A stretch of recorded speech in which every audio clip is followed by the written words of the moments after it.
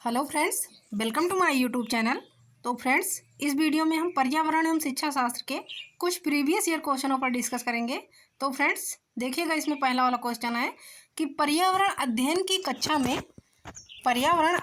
कक्षा में जो है अवधारणाओं को स्पष्ट करने के लिए कविताओं और कहानी कथन का प्रयोग करना। तो कविताओं और कहानियों के कथन का प्रयोग किस लिए करना या क्यों करना चाहिए?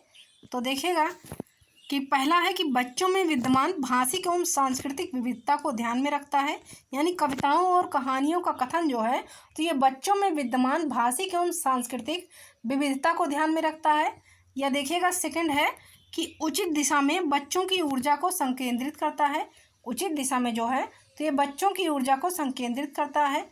उसके बाद देखिएगा कि थर्ड है कि पाठ को आनंददायक और रोचक बनाने में मदद करता है। कविताओं और कहानियों का कथन जो है तो ये जो है पाठ को आनंददायक और रोचक बनाने में मदद करता है। या देखिएगा, नेक्स्ट है कि स्थानीय एवं विश्व स्तर पर संसार की प्रकृति को खोजने और कल्पना करने की योग्यता का विकास करने में मदद करता है। तो देखिएगा, कविताओं और कहानियों का कथन जो है तो ये क्या करने में मदद करता है? तो इसका जो है राइट आंसर हो जाएगा कि स्थानीय एवं विश्व स्तर पर संसार की प्रकृति को खोजने और कल्पना करने की योग्यता का विकास करने में मदद करता है। कविताओं और कहानियों का कथन जो है तो ये स्थानीय एवं विश्व स्तर पर संसार की प्रकृति को खोजने और कल्पना करने की योग्यता का विकास करने में मदद करता है। तो इसका सही उत्तर जो है तो इसका सही उत्तर हो जाएगा ऑप्शन नंबर 4।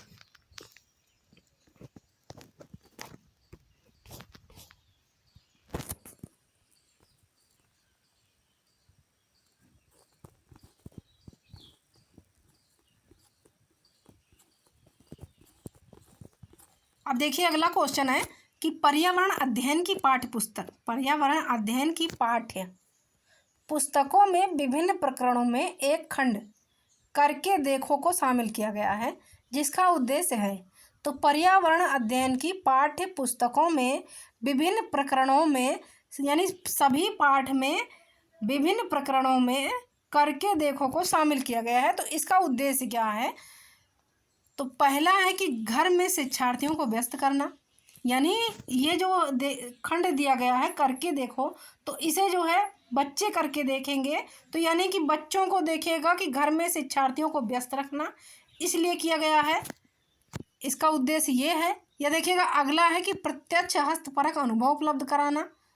करके देखो का उद्देश्य तो ये है कि प्रत्यक्ष हस्तपरक अनुभव उपलब्ध कराना, या परीक्षा में निष्पादन को सुधारना ये है, या वैज्ञानिक शब्दावली की परिभाषाएं सिखाना, इसका उद्देश्य ये है। तो देखिए कि पर्यावरण अध्ययन की पाठ्य पुस्तकों में विभिन्न प्रकरणों में एक खंड जो दिया गया है करके देखो को शामिल किया गया है, तो इसका उद्देश्य जो है तो इसका उद्देश्य हो जाएगा कि प्रत्यक्ष हस्तपरक अनुभव उपलब्ध कराना, यानी टीचर ने पढ़ा दिया है, उसके बाद में बच्चों से जो है कहा गया है करके देखने के लिए, तो सही उत्तर इसका हो जाएगा कि प्रत्यक्ष, यानी सामने ही हस्तपरक अनुभव उपलब्ध कराना।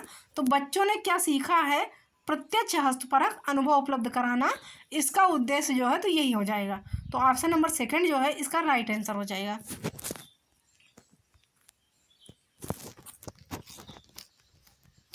अब देखिए, अगला क्वेश्चन है कि राष्ट्रीय पाठचर्या की रूपरेखा वर्ष 2005 के अनुसार, राष्ट्रीय पाठचर्या की रूपरेखा वर्ष 2005 के अनुसार निम्नलिखित में से कौन सी एक पर्यावरण अध्ययन की विषय वस्तु थीम है, यानी विषय वस्तु है राष्ट्रीय पाठचर्या 2005 की रूपरेखा में। तो निम्नलिखित में से पर्यावरण अध्ययन की विषय वस्तु कौन सी है, कौन सी थीम है? तो पहला है भोजन, उसके बाद सौरमंडल, सेकंड है सौरमंडल, तीसरा है मौसम तथा फोर्थ वाला है ऊर्जा। तो पर्यावरण अध्ययन की पाठ्य पुस्तक यानी राष्ट्रीय पाठचर्या की रूपरेखा वर्ष 2005 के अनुसार तो जो है पर्यावरण अध्ययन की विषय वस्तु जो थीम है तो ये है भोजन। तो सही उत्तर इसका हो जाएगा ऑप्शन नंबर 1। अब अगला क्वेश्चन देखिएगा कि पर्यावरण अध्ययन के शिक्षा शास्त्र के संदर्भ में सिवाय डाट डाट के निम्नलिखित सभी वांछनीय अभ्यास हैं। तो किसके किसके देखिएगा वांछनीय अभ्यास है। तो पहला है कि आलोचनात्मक चिंतन और समस्या समाधान के लिए क्षमता संवर्धन करने, ये वाला। इसके सिवाय जो है तो सभी वांछनीय अभ्यास हैं। या दूसरा है कि बच्चे की अस्मिता यानी व्यक्तित्व का पोषण करने।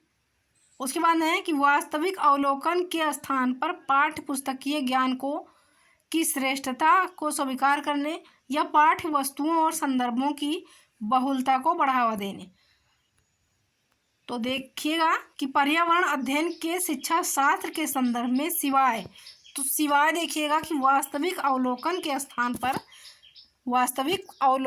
स्थान पर पाठ्य पुस्तकीय ज्ञान की श्रेष्ठता को स्वीकार करने के निम्नलिखित सभी वांछनीय अभ्यास है। तो इसका जो है सही उत्तर हो जाएगा ऑप्शन नंबर 3। ऑप्शन नंबर 3 जो है तो इसका सही उत्तर हो जाएगा। अब अगला क्वेश्चन देखिएगा कि पर्यावरण अध्ययन की प्रकृति निम्नलिखित का समर्थन नहीं करती। यानी पर्यावरण अध्ययन की प्रकृति तो किसका समर्थन नहीं करती। तो पहला है कि बच्चे कम गलतियां करें। उसके बाद सेकंड है कि बच्चों को करके सीखने का अवसर मिले। उसके बाद में देखिएगा कि बच्चे बहुत से प्रश्न पूछें, इसका समर्थन नहीं करती। या बच्चों को खोज करने के लिए पर्याप्त स्थान मिले, इसका समर्थन नहीं करती। तो पर्यावरण अध्ययन की प्रकृति जो है तो वो बच्चे कम गलतियां करें, इसका समर्थन नहीं करती। तो सही उत्तर इसका हो जाएगा ऑप्शन नंबर 1। अब अगला क्वेश्चन देखिएगा कि प्राथमिक कक्षाओं में पर्यावरण अध्ययन पढ़ाने के लिए निम्नलिखित में से कौन सा उद्देश्य संबंधित नहीं है। यानी प्राथमिक कक्षाओं में जो है तो पर्यावरण अध्ययन पढ़ाने के लिए निम्नलिखित में से कौन सा उद्देश्य संबंधित नहीं है। तो पहला देखिएगा कि पहला है कि विज्ञान के आधारभूत प्रत्ययों और सिद्धांतों को रटकर याद कर लेना, ये संबंधित नहीं है। यह देखिएगा कि पर्यावरण को खोजने के अवसर प्रदान करना, ये संबंधित नहीं है। यह देखिएगा तीसरा वाला है कि अवलोकन, मापन, भविष्य कथन और वर्गीकरण जैसे कौशलों का विकसित करना। यह फोर्थ वाला है कि भौतिक और सामाजिक परिवेश के प्रति संवेदनशीलता का विकसित करना। तो क्वेश्चन में पूछने का आशय क्या है कि देखिएगा कि प्राथमिक कक्षाओं में पर्यावरण अध्ययन पढ़ाने के लिए निम्नलिखित में से कौन सा उद्देश्य संबंधित नहीं है। तो इसमें जो है पहला वाला ऑप्शन जो है तो ये सही हो जाएगा कि विज्ञान के आधारभूत प्रत्ययों और सिद्धांतों को रटकर याद करना। यानी रटकर याद कर लेना, देखिएगा यहीं पे निगेटिव हो जा रहा है, तो ये उद्देश्य संबंधित नहीं होगा। तो सही उत्तर इसका हो जाएगा ऑप्शन नंबर 1। अब आगे वाला क्वेश्चन देखिएगा अगला कि पर्यावरण अध्ययन के शिक्षण से उन प्रक्रिया पर आधारित कौशलों को बढ़ावा दिया जाना चाहिए जो पूछताछ आधारित प्रत्यक्ष अनुभव के केंद्र बिंदु हैं। तो निम्नलिखित में से कौन सा एक ऐसा कौशल नहीं है। अब देखिए कि कौन सा एक ऐसा कौशल नहीं है कि जो पर्यावरण अध्ययन के शिक्षण से उन प्रक्रिया पर आधारित कौशलों को बढ़ावा दिया जाना चाहिए जो पूछताछ आधारित प्रत्यक्ष अनुभव का केंद्र बिंदु है। तो पहला है कि पूर्वानुमान, निर्धारण, अवलोकन या निष्कर्ष निकालना। तो इसमें पूछा क्या गया है कि निम्नलिखित में से कौन सा एक कौशल नहीं है। तो निर्धारण जो है ये एक कौशल नहीं है। तो राइट आंसर इसका हो जाएगा ऑप्शन नंबर 2।